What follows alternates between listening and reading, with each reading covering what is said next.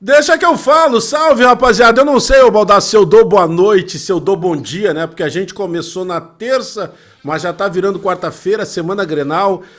A gente fala pouco, né? Ao longo do dia, né? Pela manhã tu tem programa, eu também tenho. Depois debate raiz. À tarde eu tenho programa, tu também tem. Depois vem o programa já no período da noite. E agora. As pessoas estão carentes. Meia hora, não é? As pessoas estão carentes da nossa opinião. As pessoas não sabem direito o que a gente pensa de Inter e Grêmio, então esse programa vem para suprir essa necessidade de tão pouco tempo que a gente fica no ar durante o dia. Que alegria, Bagé, esse nosso projeto novo. Muita gente pediu o tempo todo, nós dois juntos, em alguma coisa nas nossas programações. Então tá aí, o meia hora, todos os dias, segunda a sexta, né? Às 11h59 da noite, virando para o dia seguinte, concomitantemente no canal do Bagé e no canal do Baldasso. É uma loucura. Até porque nós recebemos algumas propostas, né, para público adulto, noturno, e não aceitamos. Então a gente preferiu fazer aqui nos dois canais, né? Exato. A proposta que nos fizeram era para a gente vender conteúdo. Não posso aprofundar mais que tipo de conteúdo era, mas a gente não considerou interessante porque a gente já está rico, né? Então para nós não faria muita diferença. Mas ficaria legal um packzinho de pé, né? Sabe, os caras pedem assim, um pack só do pezinho.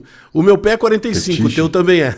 Isso, fetiche de pé, pezinho 45, é isso aí. Bagézão, que alegria tá aqui, Bagé. Semana Grenal e a gente tá imaginando aí um Grenal. Como é que eu vi hoje o Grenal? Acho que foi uma manchete do Diário Gaúcho, Grenal dos Esgualepados. Eu gostei porque semana farroupilha é uma boa, né? Mas é uma coisa triste.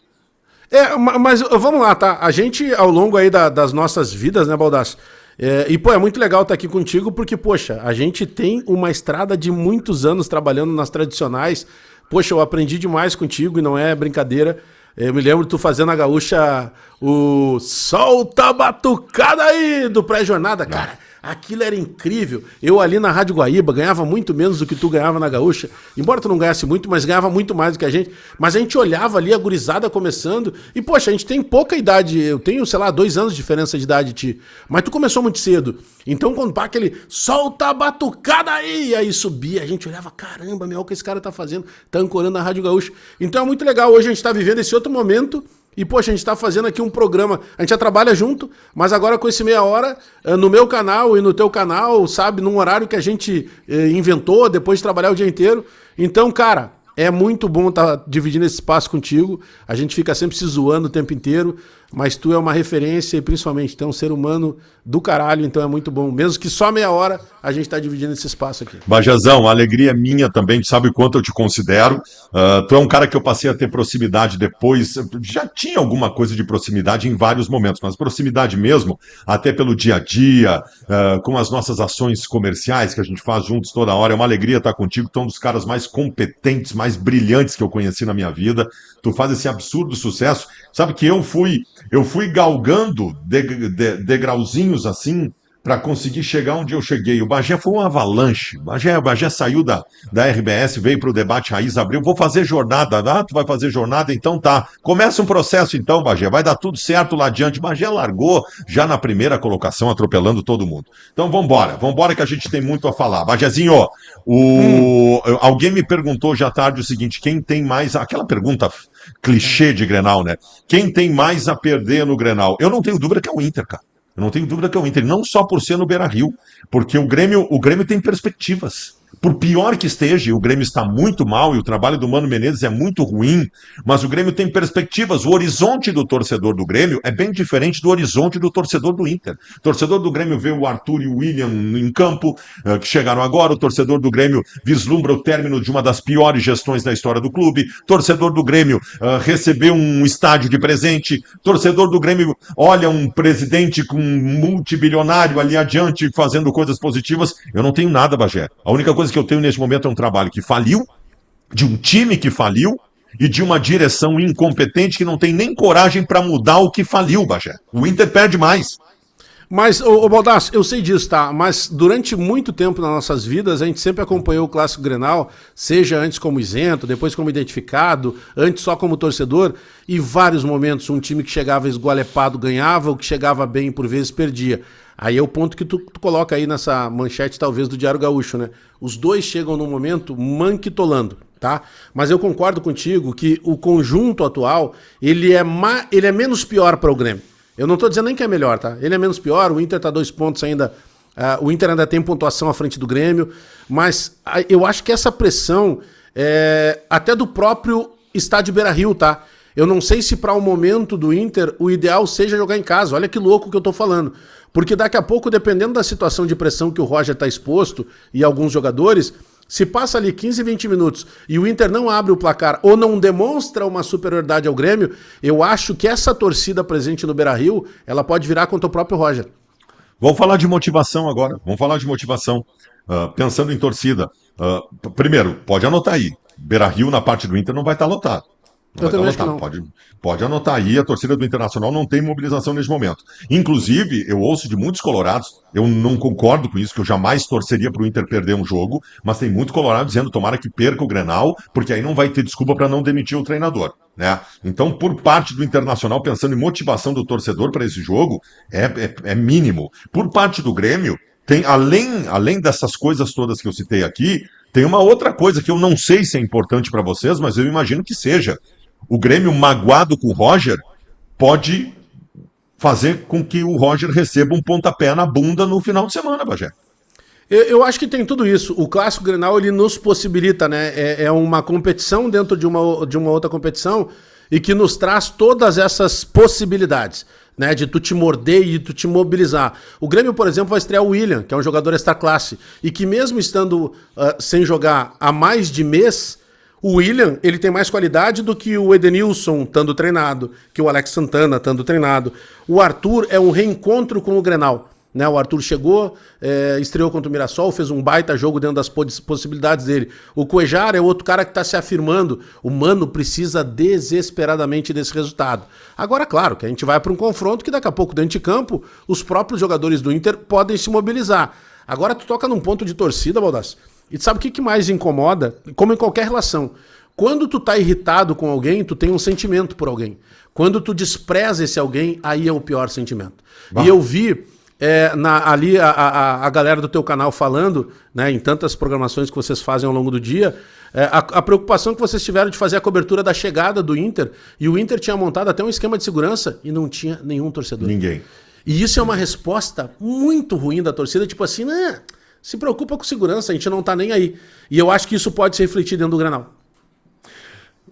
Vai se refletir, essa falta de entusiasmo do torcedor se reflete, e a falta de perspectiva, já a gente começou a falar alguma coisa de time, Bagé, vamos lá, tu cita possibilidades do Grêmio, só em falar da estreia do William, tu já está citando um fator importante, novo, entusiasmante para o torcedor. Do lado do Internacional, nós temos, primeiro, a manutenção de um treinador, né? Que tem um trabalho que acabou há bastante tempo e que ele sequer tem tentado coisas diferentes. O torcedor do Internacional não imagina nenhuma novidade no final de semana, porque o Roger não vai estabelecer nenhuma novidade. Ele vai pro Grenal com o mesmo esquema, ele vai pro Grenal com o mesmo time. E isso é broxante, cara. Isso é broxante. Broxante demais. E outra coisa, a forma... Eu fiquei meio puto no final de semana com o Roger e o Bisol afastando a crítica do Roger pelo trabalho ruim e colocando tudo nos jogadores. Porque eu acho isso errado. Eu acho que o principal a ser cobrado nesse momento é o Roger. Mas vamos lá, vamos falar dos jogadores. Como é que eu vou imaginar os jogadores do Inter se mobilizando? Aí tu vai me dizer assim, Grenal é Grenal, vai ser diferente. Cara, os jogadores do Internacional conseguiram jogar desmobilizados contra o Flamengo, oitavas de final da Libertadores. O Internacional estava empatando o jogo com o Fluminense no Maracanã, que se o Inter fizesse um segundo gol, o jogo ia para os pênaltis. O Inter conseguiu ser morno mesmo nessa situação, cara. Essa é a hora de tu sangrar dentro do campo. O Inter conseguiu ser morno mesmo assim. O perfil desse grupo de jogadores do Internacional não faz eu imaginar, Bagé. É Grenal, é a vida. Agora sim, jogando por todos. Desculpa, cara, se acontecer pra mim é surpresa, mas não vai. Até porque a gente sabe que atualmente no elenco do Inter tu não tem esse jogador pulsante, vibrante, tá?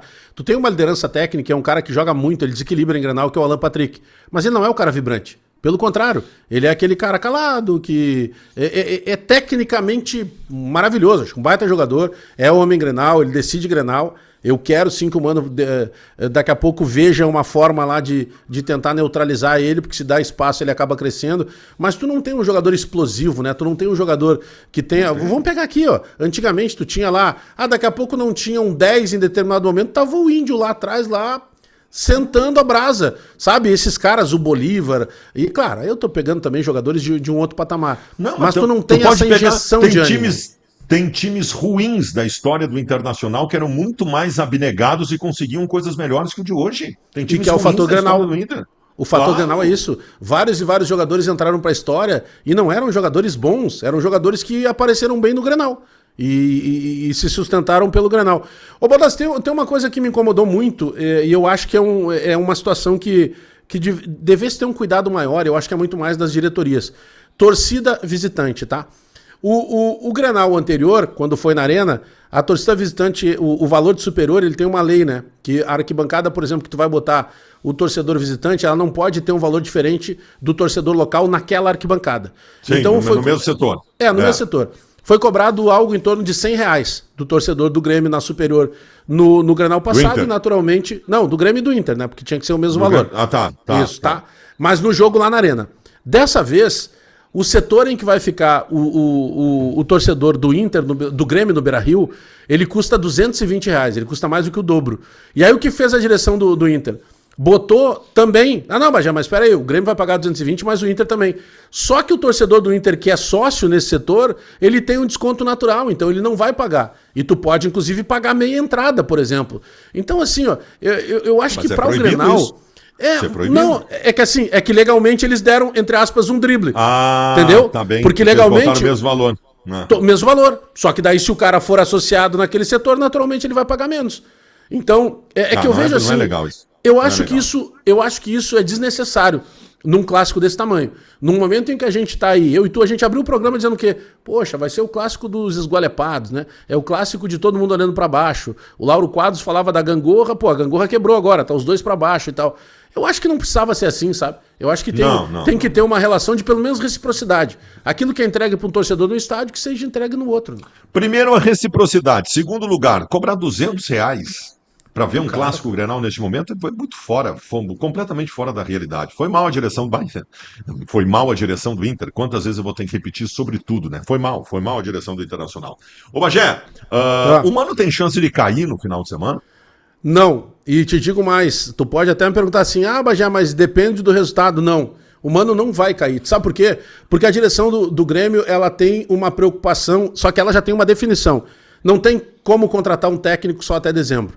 E toda vez que eu tenho puxado muito essa coisa de achar que já perderam o time, o Mano já deveria ter sido demitido, e toda vez que alguém me diz, tá, mas e aí contrata quem? Eu disse, não, eu sei que não tem como contratar ninguém agora, coloca o James Freitas, que é o interino do Grêmio, da comissão técnica fixa do Grêmio, e que inclusive trabalhou num Grenal, que nós empatamos em 1-1, um Grenal do Brasileiro, e que foi a melhor atuação do Grêmio para mim no ano, a mais equilibrada, foi justamente com o James Freitas. Mas eu sei que não vai acontecer isso, mas aí já te respondo com toda certeza. O Mano não cai independentemente do resultado do Grenal. O Roger é assim, ó. Quando terminou o confronto contra o Fluminense, o Inter foi eliminado da Copa do Brasil, eu pensei assim, se for eliminado por Flamengo, o Roger cai. Foi eliminado pelo Flamengo, não caiu. Aí eu pensei, se voltar mal para o Campeonato Brasileiro, não abrir já com uma grande recuperação, ele cai. Abriu perdendo e não caiu. Então agora vai parar nessa parada FIFA e vai voltar contra o Palmeiras. Se ele não perder de uma forma cachapante para o Palmeiras, perder de pouco, né? Ele não cai. Perdeu de forma cachapante, da maneira mais vergonhosa que tu possa imaginar, e não caiu. Eu não tenho segurança em te dizer se daqui a pouco o Inter perde o Grenal no Beira-Rio, se não é capaz de ele continuar. Sabe que as pessoas estão... A gente está tentando entender, Bagé. A gente está tentando entender. Algumas pessoas estão dizendo que o Inter renovou com o Roger e a multa é alta. Eu me recuso a acreditar que uma multa esteja segurando a demissão de um treinador, quando o prejuízo de ter um treinador que não dá mais resultado é muito maior do que qualquer multa, e eu nem sei o valor da multa. Mas eu não sei te responder, cara. Eu, em princípio, pensaria que se perder o Grenal ou não ganhar o Grenal, se não ganhar o Grenal, eu pensaria que ele devesse cair. Eu acho que ele tinha que ter caído desde que terminou o jogo contra o Flamengo. Mas eu não tenho segurança que ele possa cair, não. Eu acho que perderam o time dos dois. Eu vejo que... eu tenho uma leitura de que eu costumo dizer no debate raiz, a direção do Inter não quer demitir o Roger. por todos os problemas e todas as justificativas possíveis. Mas aí entra um ponto, ô Baldasso, na questão de presidente, que isso também é diferente pro Inter e é até mais fácil pro Inter. Porque o presidente Alberto Guerra hoje, se ele demite o Mano, ele pode pensar assim, tá, quem eu vou trazer? Eu posso convencer o Tite, por exemplo, a voltar a trabalhar, mas aí tá bom, ele vai ter que conversar com o Marcelo Marques, que é o próximo presidente, talvez o Marcelo Marques não goste e tal, e aí talvez ele não queira ter essa conversa, então ele nem demite o Mano. O presidente Barcelos não tem esse problema. Ele tem mais um ano de mandato, então ele pode contratar um técnico até final do ano que vem. Ele não tem esse ponto represado que tem, por exemplo, o presidente Guerra. Tu tem toda a razão. A grande questão é demitir um técnico agora, e aí seria igual nas duas situações, mesmo que o Inter tenha mais facilidade daqui a pouco fechar um contrato longo, mas de qualquer maneira o cara estaria chegando em meio a uma crise. Vamos lá, se o Inter perde o Grenal e cai o Roger, nós estamos falando de um Internacional se aproximando de forma significativa da zona do rebaixamento. E aí tu vai fazer o quê? O que tu traz agora? Tenta o Tite? Evidente, todos nós, tu queria o Tite, eu queria o Tite, todos nós queríamos o Tite. Mas o Tite, convenhamos, nada indica de que ele possa aceitar. Ele tá numa outra vibe, tá pensando em outras coisas. E aí, vamos lá. Tem que trazer um técnico estrangeiro. Tu imagina só, eu não sou... As pessoas falam, isso é xenofobia, Baldasso. Eu seria absolutamente contra, neste momento, tu trazer um técnico estrangeiro que não tem nenhum conhecimento de como funciona o futebol brasileiro no meio de uma crise, no meio de uma competição. Isso seria absolutamente perigoso. Não tenho nada contra o técnico estrangeiro. Mas neste momento, primeiro, tu não conseguiria fixar um contrato com alguém até o final do ano. Seria uma proposta até ofensiva para quem tu fizesse, né? E quem aceitaria pegar agora? Quem seria o ideal? Seria o Tite não aceitando? Vamos para quem? Odair Hellmann? É muito difícil, cara. O Inter tá numa encruzilhada, Bagé, absolutamente perigosa. Agora, será que o presidente Barcelos, ele traria o Odair Hellmann? Eu já tô indo além, tá? Porque tu vai lembrar que quando o Odair sai do Inter, e tem a famosa frase do presidente Barcelos de que era o momento de romper um padrão, né? De cortar um cordão umbilical. Romperam. Mas aí hoje tu vê, vai pra lá, vai pra cá, tarará, tarará, e a gente chega de novo no Odair, né? E porque o Odair tá fazendo um trabalho no Atlético Paranaense, enfim, que é um trabalho do Atlético Paranaense numa segunda divisão, então é completamente diferente de estar na primeira divisão, mas eu não sei o que passa mais na cabeça do presidente Barcelos, e nem sei se ele tem esses padrões daqui a pouco de determinada situação, porque vamos atrás, tá? Vamos voltar um pouquinho na contratação do Roger. Tu vai lembrar que não era o Roger que o presidente queria. O presidente foi convencido a buscar o Roger ali em Caxias do Sul. Ia se buscar de novo um português, um estrangeiro. Não tenha dúvida nenhuma, o Bagé, essa direção do Internacional, a República dos Sapatênis, os almofadinhas do Beira-Rio, né, os intelectuais de PowerPoint, eles determinaram uma coisa antes de se eleger, que era o seguinte: acabou o técnico brasileiro. Acabou o técnico brasileiro. A partir de agora, só técnico estrangeiro, só inovação. Eles mandaram embora o Abel, cara. Mandaram embora o Abel, que não foi campeão brasileiro, o maior técnico da história do Inter, que não foi campeão brasileiro por causa de um impedimento. O Abel não voltaria? Não. Não voltaria como técnico, não. O Abel tá com um problema de coluna. O Abel não consegue nem pegar voo, cara. Nem pegar voo. O Abel tá fora. Mas o que eu queria te dizer é o seguinte: se depender dessa direção, eles vão trazer um técnico estrangeiro. Quando o Mano veio, foi convencido. O Barcelos foi convencido. Quando veio o Roger, o Barcelos foi convencido. A única paixão de treinador que o Barcelos teve até hoje foi o Cudê. Se tu deixasse por isso, meu pânico. Essa direção é muito possível que me apareça se cair o Roger com um Eduardo Domingues, um Sebastião Pereira português, alguma coisa. É muito provável. Alguém que a gente nunca ouviu falar e que chegue aqui sem saber, chegando no aeroporto e botando o Beira-Rio no Waze porque não sabe onde é que é. É muito provável que isso aconteça, isso é perigoso. Eu tô em pânico, Bagé. Mas tu sabe que, pegando essa questão do Grenal agora do domingo, eu tô muito... Agora no final de semana, no último jogo do Inter, contra o Palmeiras, eu geralmente acompanho no teu canal ali, quando não são os mesmos horários dos jogos, eu acompanho geralmente a entrevista de um deles, ou do Roger, ou de quem vai falar pela direção. Agora, domingo, eu parei e assisti as duas. E as duas entrevistas... É uma entrevista do Roger, que eu considero que ele tá perdido e que aparentemente ele acha que tá tudo bem, que é só uma instabilidade, como outro dia ele falou. Até para justificar a instabilidade, ele disse, né, que ele já teve período de estabilidade dentro dessa instabilidade. Ou seja, o Roger se supera com algumas coisas. Mas eu vi o Roger, sabe, acuado, por vezes até tentando esboçar um sorriso num momento que não tinha motivo para sorrir. Me lembrou até o Gemerson, né? Que às vezes sorria sem querer sorrir.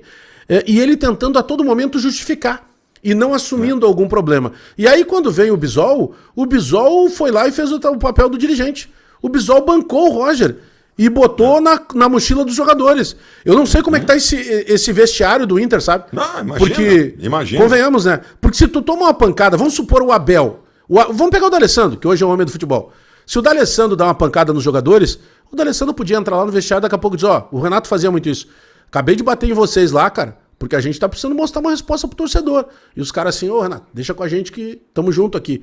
Agora, se é o Bisol, que com todo respeito, ele não tem história no futebol, e o Bisol dá essa pancada, como é que os caras reagem lá dentro do vestiário? Não, certamente não é bom. O vestiário do Inter não tá legal. Veio notícia de ontem para hoje de repactuação de direito de imagem atrasado. Teve 2 discussões fortes de jogadores do Internacional no meio do jogo. Discussão de o Vitão e o Carboneiro, os caras tiveram que apartar durante a partida. A coisa não tá legal, não tá legal. Agora, Bagé, eu queria saber de ti o seguinte: o que te faz acreditar que o time do Mano Menezes, que não engrena, não funciona, ele não encontra soluções, possa fazer a partir de agora? Tu acha que exclusivamente a qualidade desses jogadores que estão chegando podem ajudar nesse processo, ou o Mano vai precisar articular melhor as coisas do Grêmio? Eu acho que tem 2 coisas aí. A qualidade vai, sem dúvida nenhuma, ajudar no processo, mas o Mano Menezes não poderá atrapalhar o processo. Eu vou explicar o que eu tô querendo dizer com isso. Quando no meio da semana, antes do jogo do Mirassol, se trabalhava as possibilidades dele colocar o Dodi, a gente sempre disse assim, olha, o Dodi contra o Flamengo eu entendo, ele botou o Dodi como se fosse um falso Ramiro, para marcar as investidas pelo lado esquerdo de ataque do Flamengo do Samuel Lino, porque ali quem tinha que marcar era o Marcos Rocha mais velhinho, tá voltando agora pro futebol e tal, vamos duplar lá a marcação, tá bom, eu compreendo. Agora tu fazer isso contra o Mirassol para marcar o Reinaldo foi corrido daqui. Então o que a gente dizia? Mano, não dá. O que tu tem que fazer com o Mirassol? Tu não vai trocar a garrafa, mas tu marca lá em cima dentro da área do Mirassol pra mostrar que é tu que tá dentro da tua casa. Mesmo o Mirassol fazendo boa campanha, tu não pode te acadelar contra o Mirassol. O que o Mano fez? Começou com o Dodi. O que aconteceu? Final do primeiro tempo, gol do Mirassol. Aí o que o Mano faz no intervalo? Tira o Dodi e põe o Kik, que era tudo que a gente pedia. Larga o time e faz os caras marcarem lá em cima. E aí deu tudo que deu, porque depois que aconteceu, já tava com o resultado do Mirassol, o Mirassol só administrou. O jogo contra o Sport também foi assim. Ele vai com o Dodi no Grenal? Eu torço que não, mas eu penso que sim. Eu acredito que ele vai botar o Dodi, não agora, acho que nesse momento, colocando o Dodi aberto lá pela direita, mas sim colocando o Dodi, quem sabe, numa marcação individual com o Alan Patrick. Já fez Torço isso, que não. Ele já fez isso no Grenal. Ele já fez isso. Eu acho que ele vai fazer de novo. Ele considera o Dodi o jogador obediente em marcação. E eu não tô nem dizendo que o Dodi não seja, tá? Mas nesse momento que tu tem o Cuejar, que tu tem o Arthur, que tu tem o Noriega, por exemplo, o zagueiro pela esquerda vai ser o Wagner Leonardo, não o Kahneman porque tá suspenso. O da direita pode ser o Gustavo Martins e tu deixa o Noriega ser o primeiro volante pra liberar o Cuejar. Eu jogaria num 4-1-4-1. Eu faria o sistema defensivo com o Volpi, com o Marcos Rocha, com o Gustavo Martins, com o Wagner Leonardo e com o Marlon. A minha linha de 4 teria Noriega, Cuejar, Arthur, e aí tu poderia... Noriega, Cuejar, Arthur, William, e aí lá na frente eu teria o Carlos Vinícius. Tu acha que o William vai de meia armador ou vai caído para um lado do campo? Eu acho que ele vai de meia armador. Eu acho que ele vai fazer uma função... A melhor função do William hoje, dos últimos tempos, é o William jogando pelo lado esquerdo, mas não com velocidade. É que o sistema que ele jogava lá no Fulham, por exemplo, era completamente diferente, né? Então, eu acredito que ele vai ser um meia esquerda. O Inter não vai ter nada de diferente, o Bagé. Quer que eu te escale o time do Inter agora? Eu te escalo. Rocher, Aguirre, Vitão, Juninho e Bernabei. No meio-campo, o Thiago Maia, o Alan Rodrigues, a linha de 3 com o Carboneiro, o Alan Patrick e o Vitinho, e o Ricardo Matias na frente. 4-2-3-1, mesmo esquema, as mesmas jogadas, os mesmos problemas e as mesmas dificuldades. Tá, mas o que ele poderia fazer diferente pra ti? Por exemplo, o Luiz Otávio, tu botaria... Eu colocaria o Luiz Otávio pra jogar, apesar do Grenal. Tá. Eu acho que ele tem qualidade. Não. Tá, aí tu tá falando de uma. Vamos lá, tu tem razão. O Luiz Otávio é melhor para jogar ali. Aí é uma questão de escolha por qualidade. Agora vamos Tá. falar de modificações realmente efetivas que ele já poderia ter feito no time do Internacional. Eu tenho um jogador do lado esquerdo que tem uma música do Roberto Carlos que se chama.